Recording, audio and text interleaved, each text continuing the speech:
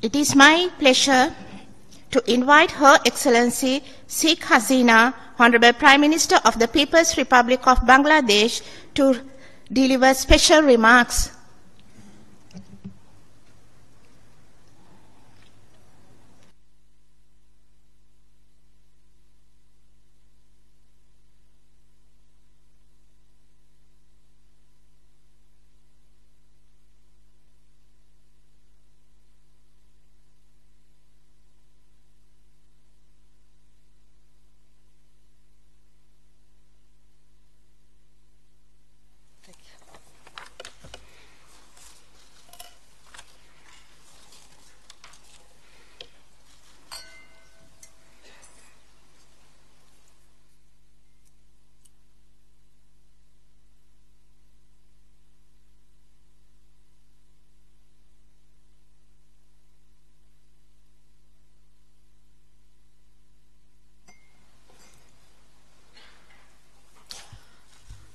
Bismillahirrahmanirrahim.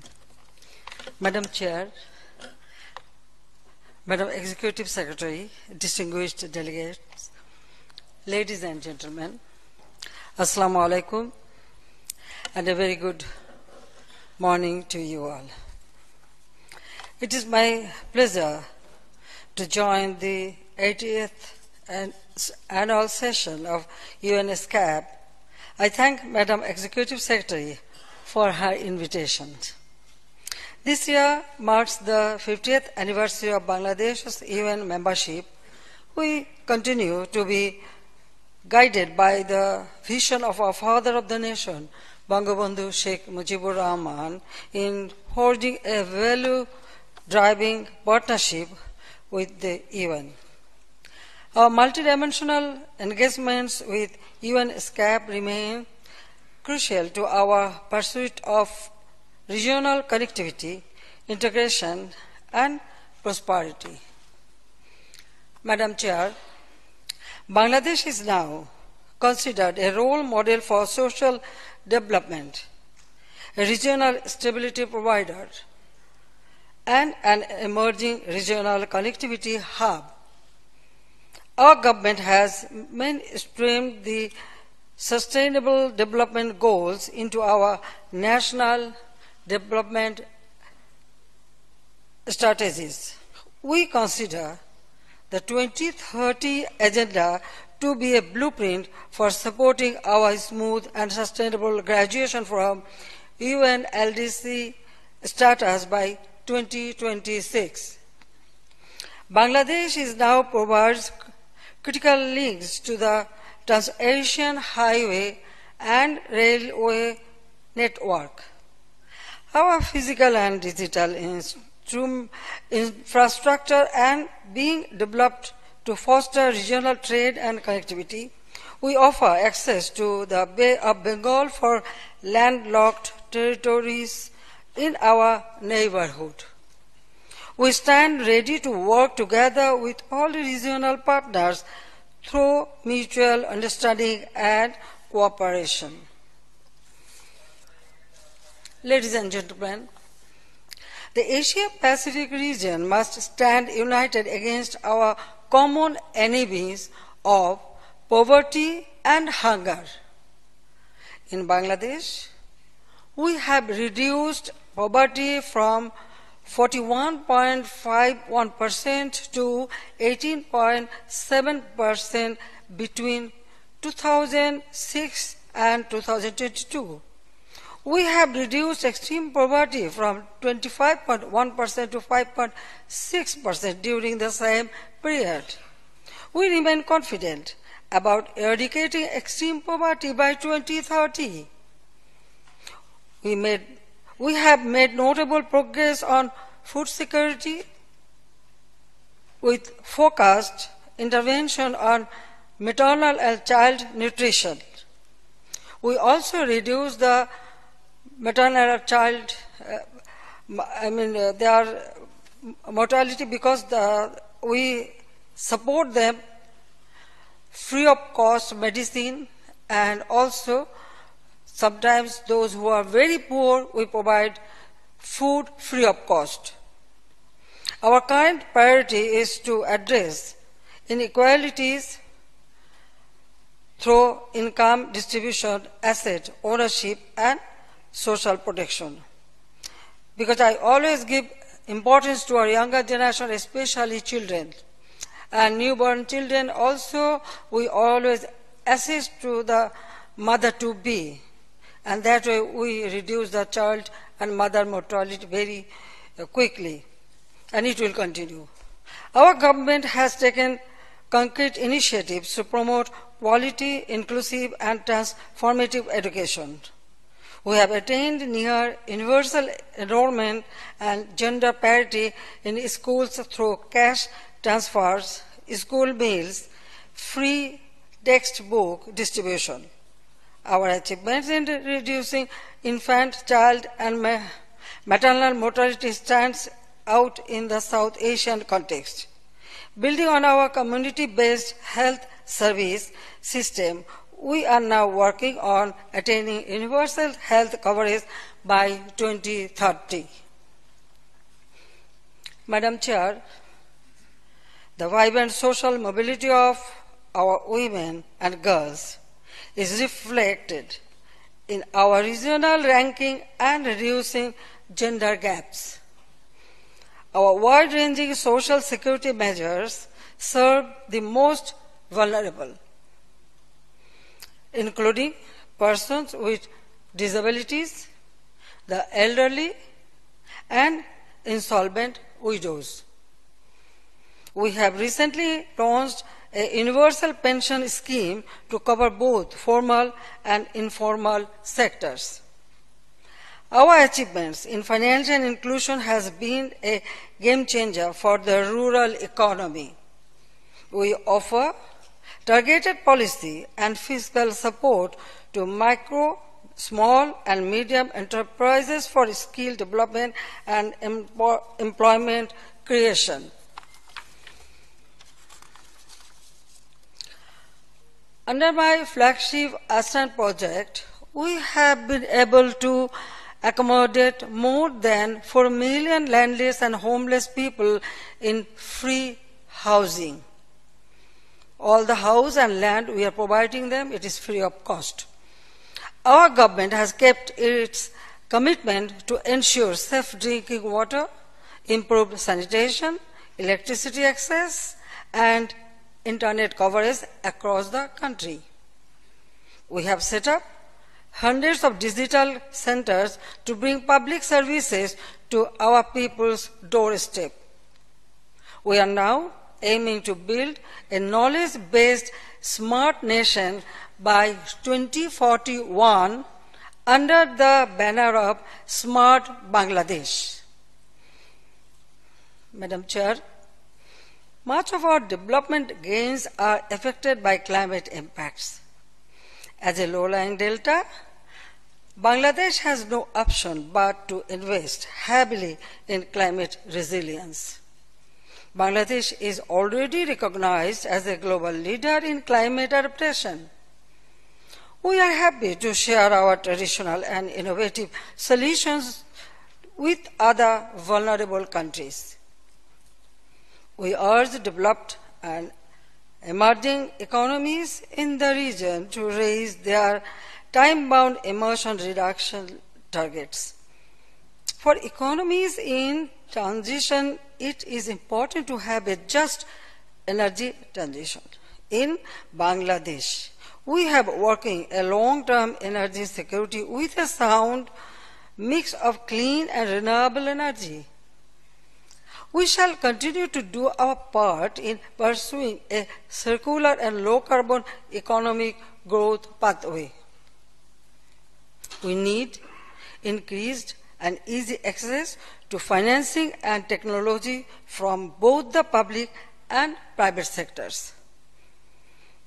I invite UNESCAP to help build the capacity of climate vulnerable countries to mobilize adequate international climate financing. Distinguished audience, the Asia-Pacific region must put up a united front in tackling the climate crisis. biodiversity loss, and transboundary pollution. We need to push for ambitious climate financing goals beyond 2025 at COP29. We need to cooperate on cross-border water management and air quality improvement. We must all prepare for growing extreme weather events. Our region can look into Bangladesh's experience in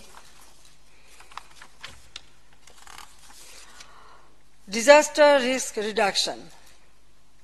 We appreciate UNESCAP's support in improving our early warning capabilities. We must prepare ourselves better to deal with future pandemics and other health emergencies. We should scale up collaboration in medical research, quality medicines, and vaccine production. A reliable regional supply chain is needed for essential commodities. Bangladesh stands ready to contribute by positioning itself as a preferred investment destination for the region. I invite Asia-Pacific countries to take advantage of the 100 special economic zones we are setting up. Madam Chair, the preconditions for sustainable development is lasting peace and security. We must settle regional disputes and tension through dialogue. Our mutual respect for national sovereignty and territorial integrity must remain paramount. We must speak out against all forms of aggression and atrocities and say no to war. Bangladesh stands behind the UN Secretary General's new agenda for peace. Distinguished friends, I have personally witnessed the tragedy of war during our independence in 1971. In 1971, my father of the nation, Bangabandhu Sheikh Mujibur Rahman, he declared the independence. After that, he was arrested. The occupied army also arrested my mother, my two brothers, my sister, myself.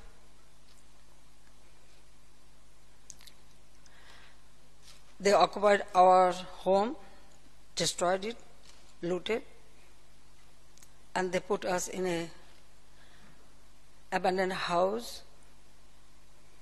There was no furniture, no security, no food arrangement, nothing.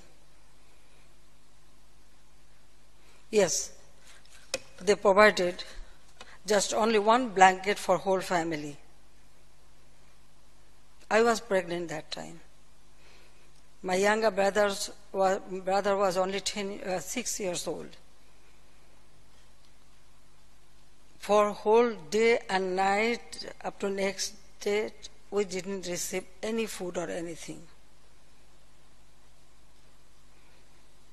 Till we liberate our country, we were under that custody. My son was born in captivity. They allowed me to go to hospital, but the day my son was born, till next afternoon, they didn't provide me any food or any assistance. So, we know how our people suffered. There was a genocide. Many people took shelter in the neighboring countries. But we won the war. Then 1975, 15th August.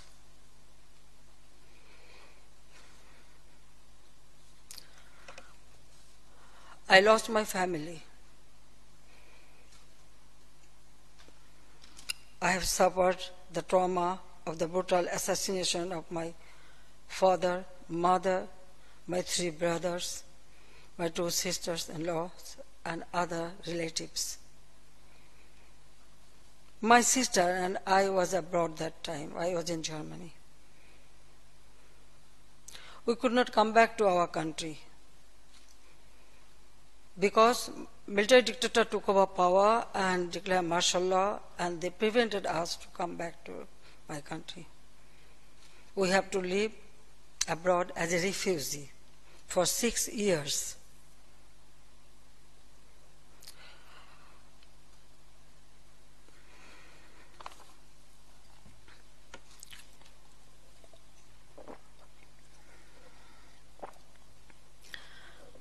My sister was very young that time.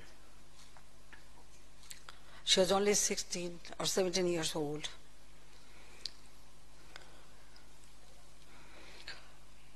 Well, after 6 years, I was able to return home. I started struggling to establish democracy in our country, to establish people's rights, to establish people's economic emancipation. But my journey was not that easy. Several times I was arrested or I faced attempt on me. 2004, 21st August, I was holding a rally against terrorism, but that rally was under attack, grenade attack in a broad daylight. They threw 13 Arjas grenade. Every time I survived due to my party, Bangladesh Awam League, the workers, they created Human Shield. They saved my life, but they sacrificed their life, many of them. On that day, 21 of our party leaders were killed, including 4 women leaders. When I returned home, I had no right to ask for justice. My sister and I have long been denied justice due to the indemnity given to the self-confessed killers by military dictator.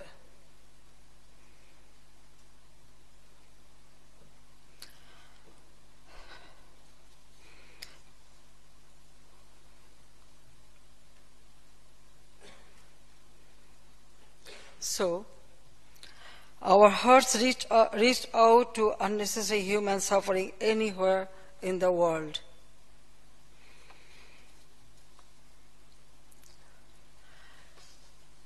Well, after a long struggle, I was able to come back to power.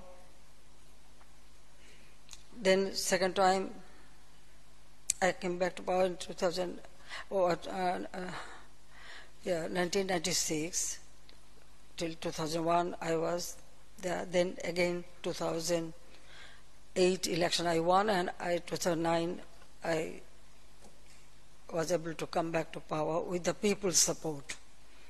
There are many conspiracies, but I enjoy people's love, affection, and understanding and support. That is my only strength. So, in August 2007, when thousands of Rohingya men or women and children from Myanmar fled to Bangladesh, we offered them temporary shelter. It was also inspired by my sister. She said, look what happened in 1971, the way our people suffered. They faced genocide. So these people are suffering. So we must open our door and give them shelter. Both of us, we went to Cox's Bazar, we see them, we allowed them to come and take shelter.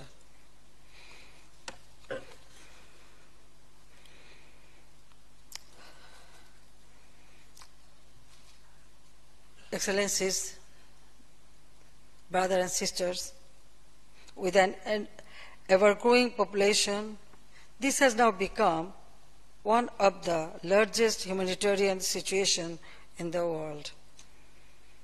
In the backdrop of ongoing armed conflicts in Myanmar, the Rohingya repatriation process is also getting delayed. This is creating serious security risks within and beyond our territories.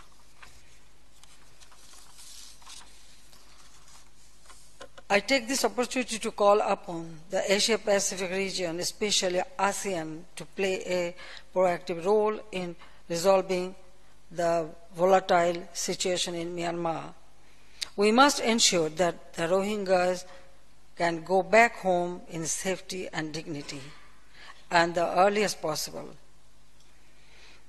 The origin of their crisis has been in Myanmar, and its solution also lies with Myanmar.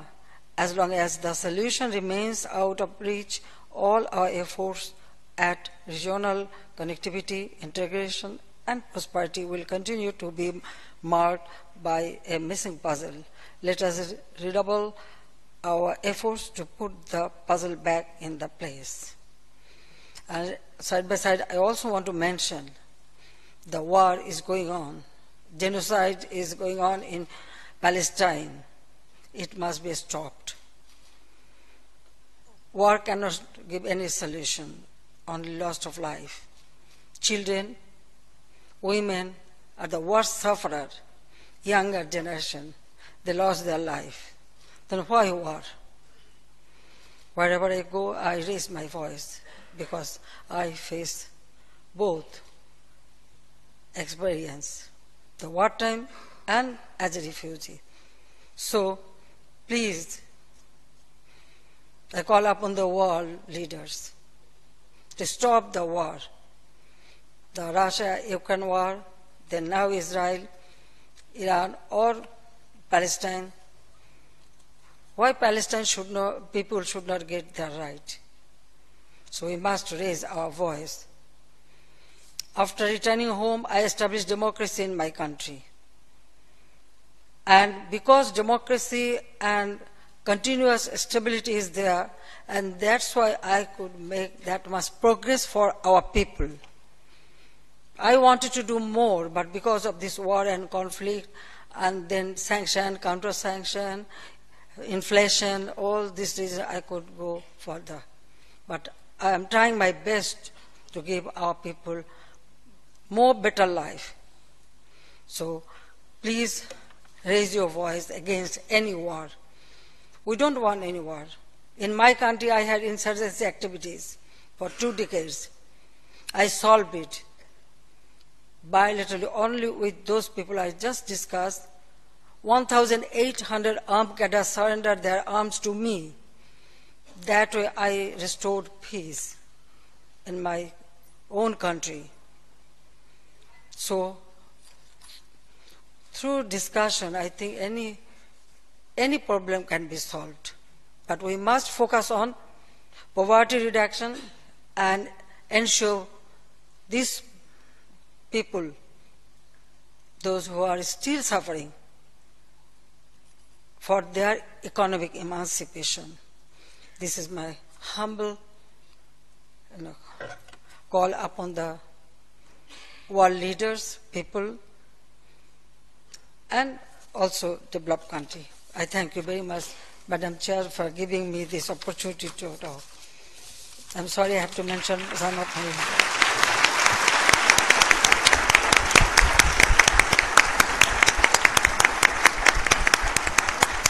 Thank you. Thank you, Your Excellency, for those very inspiring remarks